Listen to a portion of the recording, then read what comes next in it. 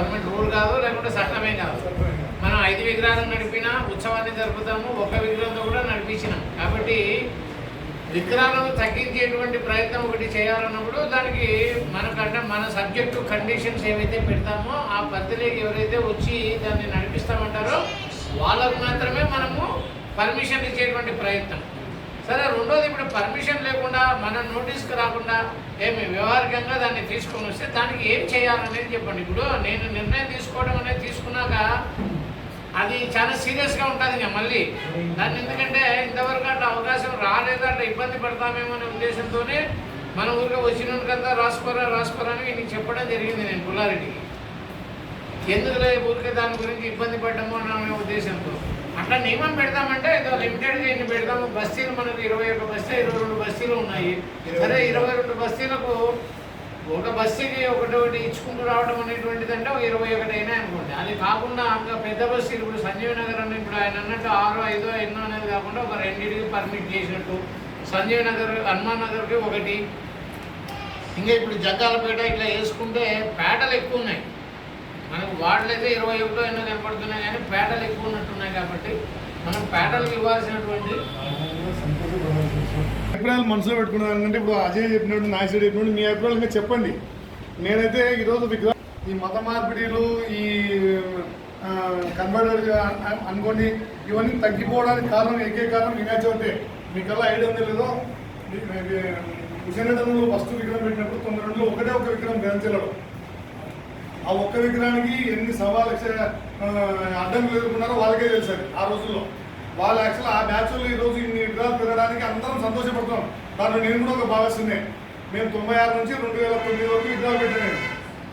నేను ఆ రోజు పెట్టేటప్పుడు 7 విగ్రహాలు 8 విగ్రహాలు అంటే 7 ఏళ్ళ నుంచి వస్తున్నాయి. ఏదో మీరు అంటున్నారు మఠంలో ఇబ్బంది పడతామని. ఆ ఇబ్బందిని ఇంతమందిని కలిసి ఛేదించాలి, కానీ వాడిని బ్యాన్ చేయండి, వాడిని వద్దండి. సరే, వాడు అల్లరి చేస్తున్నాడు కాదని చెప్పడం దానికైతే అందరికీ మనకు కూడా బాగా లేస్తుంది.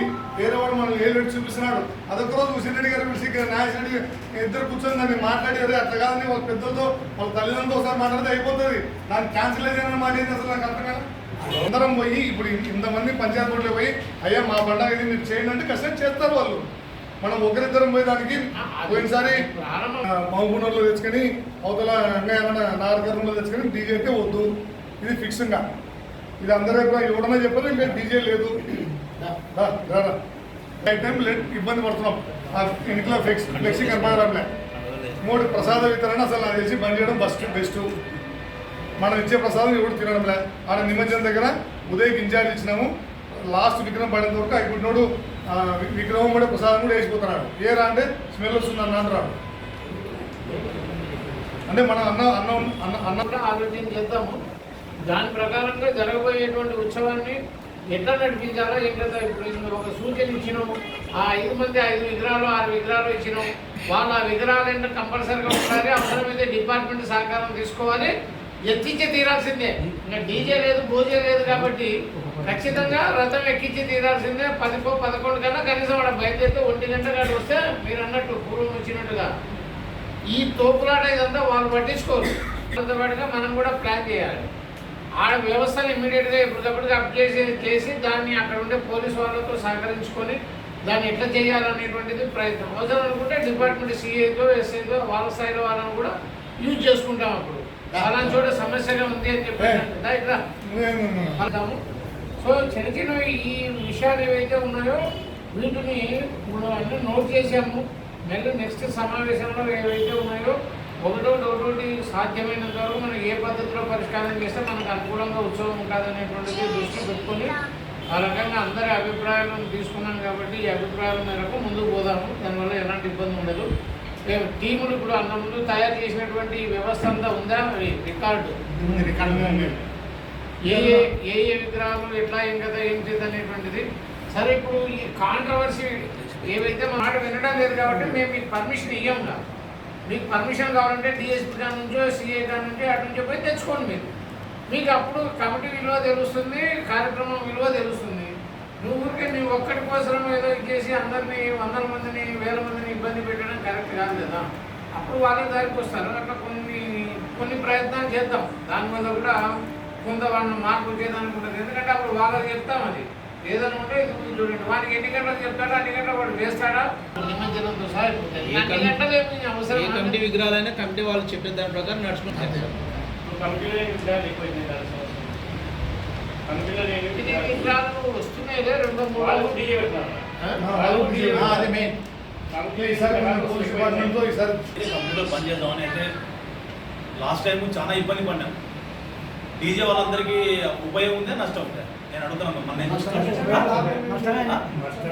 కనీసము వాళ్ళు పిల్లలు ఎంజాయ్ చేస్తారు కానీ చెవులో దూది పెట్టుకొని సత్రం దగ్గరికి మేమందరము రథం బయలుదేరి వచ్చినాం. సత్రం దగ్గరికి వచ్చేసరికి డీజే సౌండ్కి వాళ్ళైతే దూది పెట్టుకున్నారు చెవులో.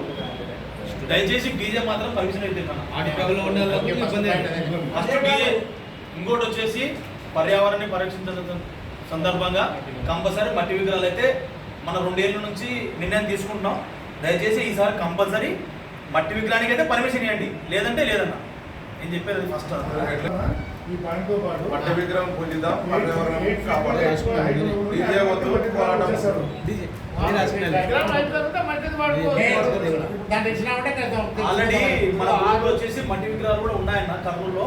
మనకు లాస్ట్ టైం ఇచ్చినంతనే మట్టి విగ్రహాలు పెట్టాడు. ఇప్పుడు మన వాళ్ళు ఎంతమంది చాలా మంది కూడా తెలిసి కూడా మళ్ళా ప్లాస్టర్ పారేసిపోయినారు.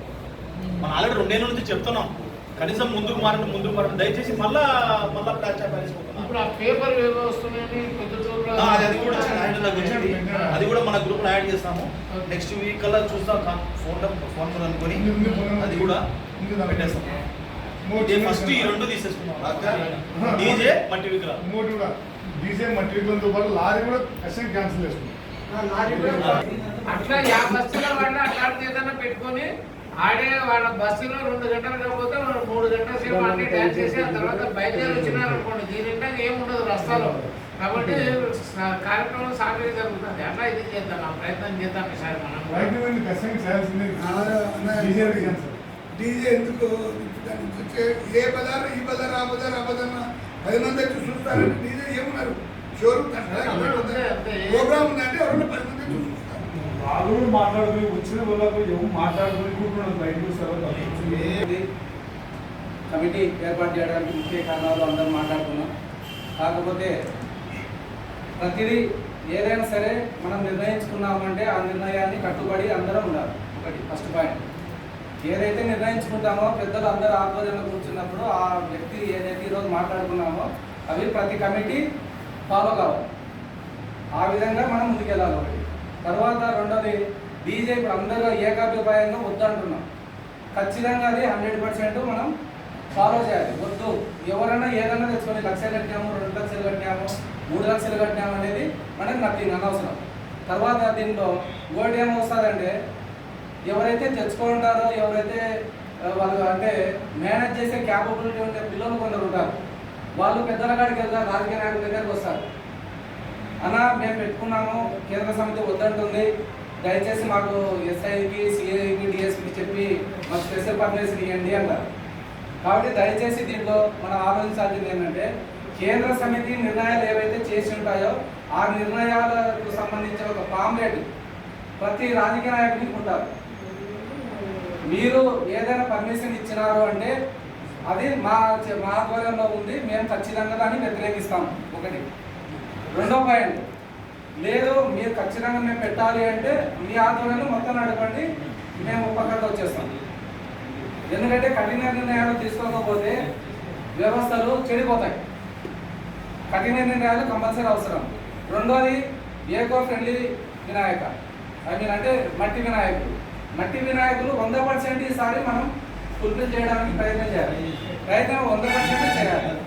ఎందుకంటే ఇప్పుడు చాలా టైం ఉంది, అవకాశం చాలా ఉంది. ఎవరైనా పెట్టుకుంటారు, అడ్వాన్స్ ఇచ్చి ఉండొచ్చు, ఎంత ఇచ్చింటే 2000, 3000, 5000 చేసింటారు, అక్కడికే పోతారు. అది కానీ అయ్యో సరే ఏదో చేసేది ఇంకోటి అనేది వద్దు. అంటే మట్టి విగ్రహాలు 100% ఈసారి అప్లికబుల్ కావాలి. ఇది ఏకగ్రీవ నిర్ణయం, అంతేనా? కమిటీ ఏకగ్రీవ నిర్ణయం కేంద్ర సమితి చేస్తున్నారు, వాళ్ళ పేరు రాసుకోవడం. కేంద్ర సమితిలో కాదు, కార్యవర్గ సభ్యులు. కేంద్ర సమితిలో పెద్దలు ఉంటారు, ఊళ్ళో పెద్దలు ఉంటారు, ఎవరైనా ఉండండి. కింద ఎవరైతే కార్యం నిర్వహించే వ్యక్తులు ఎవరైతే ఉంటారో ఆ వ్యక్తులను అందరినీ ఇన్యాక్టివ్ ఉన్న వాళ్ళని వాళ్ళకి విషయం చెప్పి యాక్టివ్ ఉన్న వాళ్ళని తీసుకోవడం ఒకటి ముఖ్య కారణం. తర్వాత మసీదులో